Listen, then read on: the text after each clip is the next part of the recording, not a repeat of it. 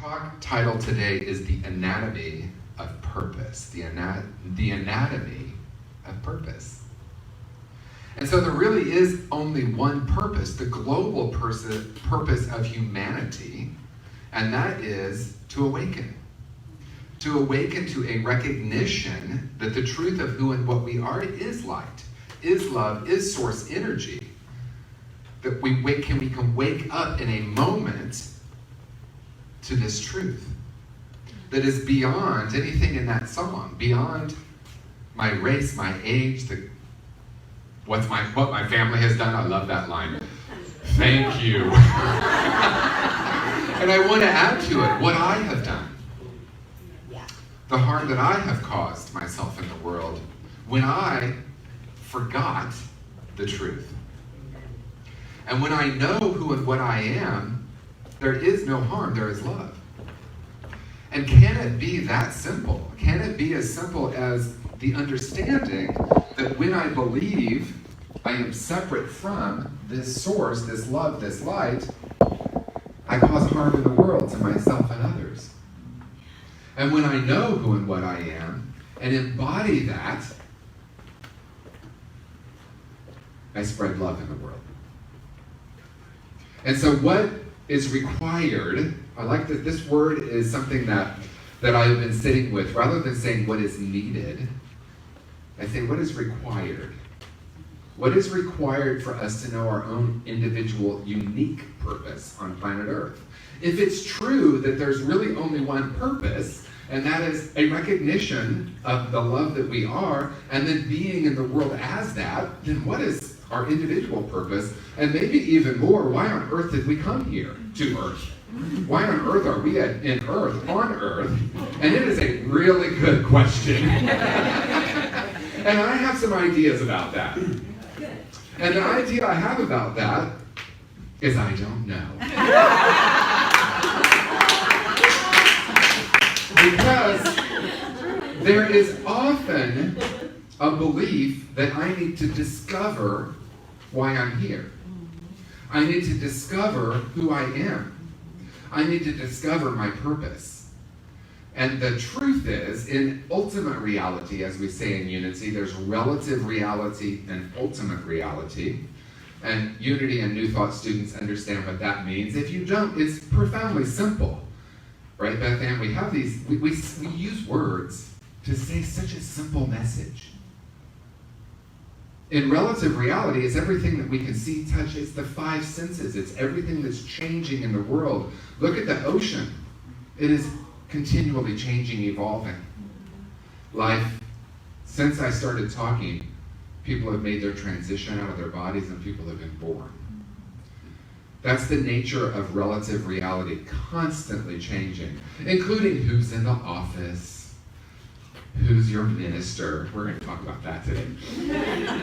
All of these things that are constantly changing, right? So we hear people say the only thing constant is change. Yes, in relative reality. So in New Thought, we say, well, okay, that's part of the truth. But the ultimate truth with a capital T is that there's a place within us that is changeless and eternal. And we have so many words to describe it. But here's the thing. Based on my level of understanding, and I say it with as much compassion as possible, because the greatest gift I can offer myself in the world is to simply be okay with who and what I am in this moment. What I'm perceiving, what I'm thinking, what I'm feeling. What if this is the most awakened you will ever be? Let's sit with that for a moment. Because you might, like I had, when I first sat with that, and I don't know if someone said it or if I woke up with it. You have these things I wake up with. One time I woke up and thought, I know what I've been saying now. Right? I understand it at a different level. The words were coming out of my mouth, but I had a deeper understanding of the words I had been saying for a long time. And so the great news about that is I can have an intellectual understanding of something, and then at one point I'm like, oh.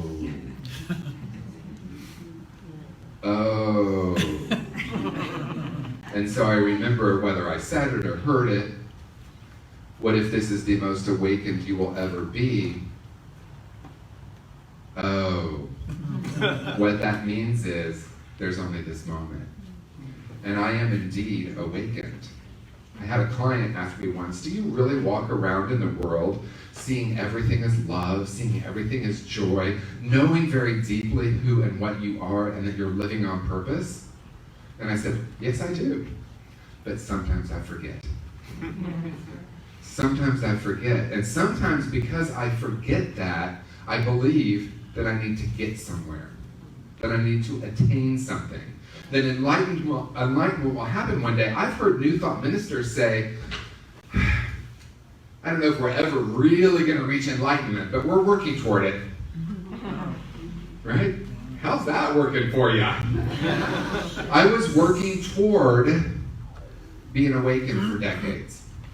And then one day I woke up and I heard, or I said, or I thought, or I felt, because it's all really the same,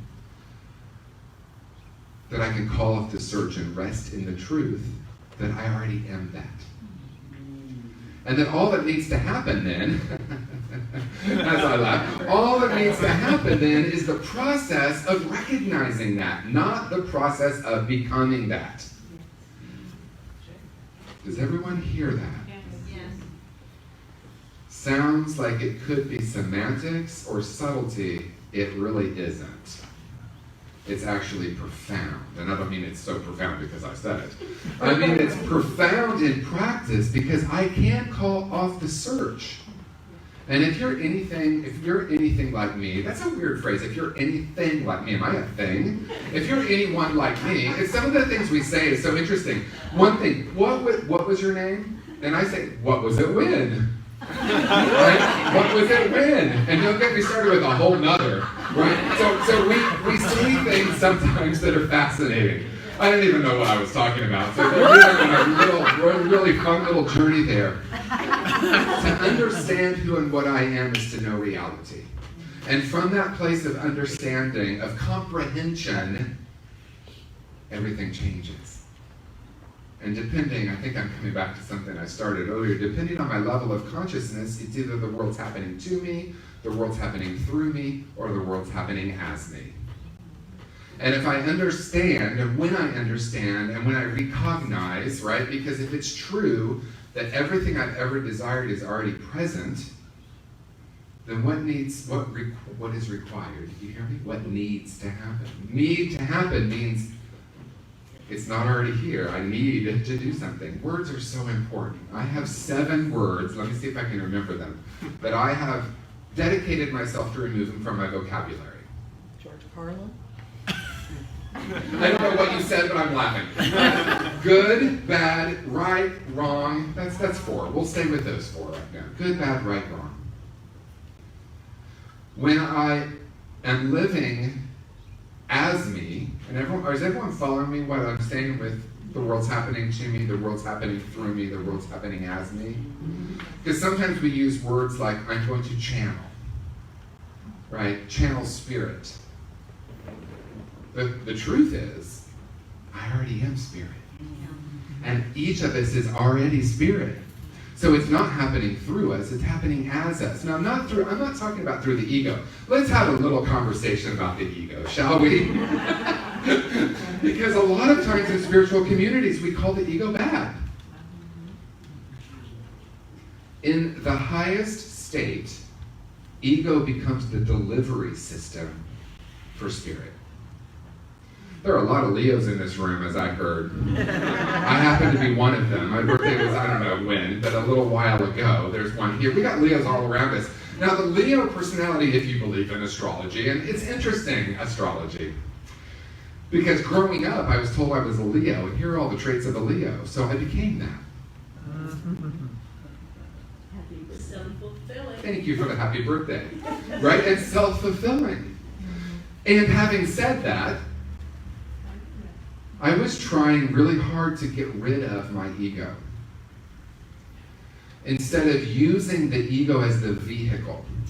And I think I've shared this before, but my mentor, Marianne Brownell, who was a beautiful being of light, would no more have stood up here and she never spoke. One time, she said, I'll never do that again. Her gift was sitting with someone one-on-one and beholding the truth of who and what they are. And her presence had a profound effect on me. There was an alteration in who and what I believed myself to be. And as she was making her transition, it sounds really dramatic. She was on her deathbed. I'm going to tell you her last words in a moment. They weren't this. But she said to me, "You are really extroverted." And I think I might have already told this story. Well, yes, I am. You are going to use that as a way to deliver this message. And so it was like she passed the torch to me, but also gave me permission to be this effervescent, outgoing, bigger than life sometimes. See, because the way I used to talk about it is I'm just too much for people. And I said, sometimes I'm just too much. Okay. When I'm using that as a delivery system for spirit, instead of a delivery system for, as my friend Temple says, my woundology, right? Because I've used my personality as a delivery system for that. Let me tell you all how horrible the world is and how broken I am. That was my megaphone. Honestly, I'm just telling you the truth. And by the way, if you turn on the news, that's what they're doing too. And as Reverend Michael says, the news is not the news, it's the olds. The same old story that they're saying over and over and over again. And wouldn't it be interesting if, and I know that there are, but a genuine news channel that shared all the love happening in the world. Because, by the way, there's a lot more of that than what we watch on the news. A lot more. Significantly more. And so, Reverend Michael says, we're not here to save the world, we're here to serve the new paradigm. We're not here to save the world. When someone says they like it, I repeat it, like a parrot. We're not here to save the world, we're here to serve the new paradigm. And the new paradigm is this recognition, it's this embodiment of spirits. It's this understanding that the work, if there is work, is simply coming into alignment with reality. It's not a seeking. One day maybe I will be awakened. One day maybe I will be at peace. One day maybe I'll be prosperous and abundant. Your purpose is to be that light. How we individuate within that is a unique process, and yet also very similar. For me, it requires something that's profoundly simple, being in the silence and listening. Listening to what we once called the still small voice, and now we recognize that it can be the predominant voice, the predominant awareness that I'm an infinite being, and within me is my own unique blueprint of how to deliver spirit. And so each of us is going to do it in a different way. And I don't know if any of you relate to this, but I used to want to be people. When I grow up, I want to be, I don't know if anyone knows Reverend Maureen Bass. I don't know if you know her. When I grow up, I want to be like Reverend Maureen Bass. Well, as I got to know her, I'm like, no. That's not a judgment. That's not who I am. She is her unique expression. And then then there were other heroes that I wanted to be like. Oh, I want to be like that. And then I realized there's nothing fundamentally wrong with that because I've removed wrong from my vocabulary. And if I catch myself, I don't punish myself for saying it. Remember the rubber band on the wrist? Yeah. Oh, I shouldn't say that. Oh, I shouldn't say that. And I think we've all done it. I mean, how many workshops? I think we've probably been in a workshop where we've done it. Maybe we even facilitated it. We might have invented it. And so, by the way, that's not what I'm saying. I'm saying, oh yeah, I dedicated myself to not using that word, not because the word wrong is wrong, but because when I look at the world through right and wrong, I know what gets created. Separation, duality, fear, pain, and suffering. And it is, by the way, the fundamental issue with planet Earth, looking back. I am good and you are bad. I am right and you are wrong. And if you're like me, it was the opposite. You're good and I'm bad. You're right and I'm wrong. And what does that create? Someone once said, do you know how you can tell if you're living in ego? You're easily offended. And again, that doesn't mean that ego is wrong or bad. It means, oh, look at me being offended. What needs to be recalibrated within me to move from the belief in duality to the recognition of oneness? Now, does that mean I look at every condition of the world and say, oh, it's fine? No. What I am saying, though, is fighting that has never worked. And that's what we've been doing for thousands of years. And I think we have moved from being animals to being spirit in a more embodied way. So if I'm offended, I check in with myself. And I ask myself, who am I really? And then from that place of understanding, I observe life. And then it becomes a very fascinating thing. Oh, look at me thinking this about them. Yeah, okay. I was going to talk about a political figure, but we all know there was a recent political figure who's still kind of in our consciousness who is a little bigger than life. And I remember my friend, who's a minister and a spiritual practitioner, who said, I love my inner, and then gave his name. People are like, what are you talking about? I am capable of everything he's ever done, thought, or believed. Yes. Doesn't mean I've done it. And so believe me, I've done all kinds of things.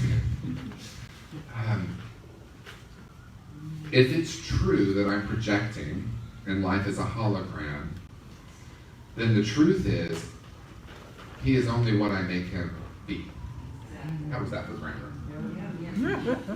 And so if I don't like the image of this political figure, and maybe you love him, by the way, that's the other thing. Some people love this person and some people hate him.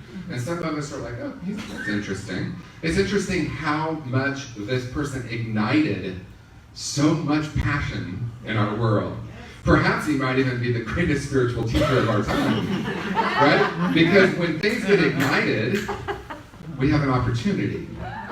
It doesn't mean we're going to take the opportunity. It means we have the opportunity for the opportunity. And what am I talking about? When I'm easily offended, I get to say, oh, wow, look. There's my ego. Hello, ego. You're my friend. I'm not flicking the rubber band at you. I'm asking what gets created when I live from that and believe it's who I am instead of what I have. And when I shift to it's what I have, then I ask, what am I going to do with that? And so in closing, what I want to offer is your purpose is to be that light, to be that love. Your unique individual expression of that purpose is for you to understand and for you to express. And where does that come from? As I said, listening intently to that powerful voice within, even if it doesn't use words. And I know I've shared this story. I repeat myself a lot. That's the only thing about not using notes. I repeat myself, and I know I do. You guys, we should have a card that goes, you've already told that story. You've already told that story, and I don't, you probably don't remember anyway, so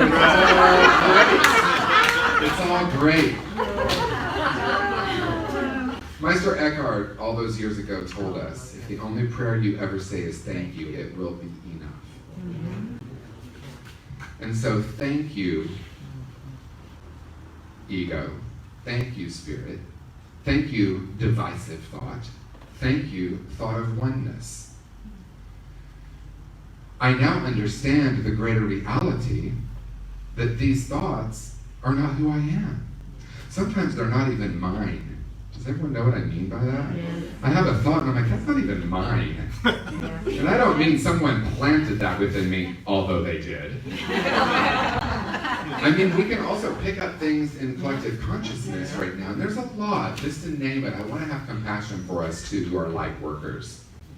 Because there is a lot of seeming division, seeming judgment, seeming separation. And so as practitioners, because we're all ministers and practitioners, we don't have to have the title. And what do I mean by that? We're all here to spread this message of love, whether that's energetically with words, with actions. When I understand that greater reality, then I start to experiment with life. And I start to look at all the seeming division and the seeming judgment. And I look at the thoughts that I have, and I recognize that it is a thought among thousands and thousands of other thoughts. And neither one is right, nor is it wrong. It's just what happens when I entertain that thought. What happens when I feed that thought? What happens when I say, wait a minute, I know who I am. I'm not my belief in separation. I'm the knowing of oneness. And early in my practice, see, I'm doing what I said. When I say I'll close with this, you got about 7 minutes. Early in my practice, when I was experimenting with oneness, someone would say or do something and I would be offended. And I would say, isn't it interesting that I just did that?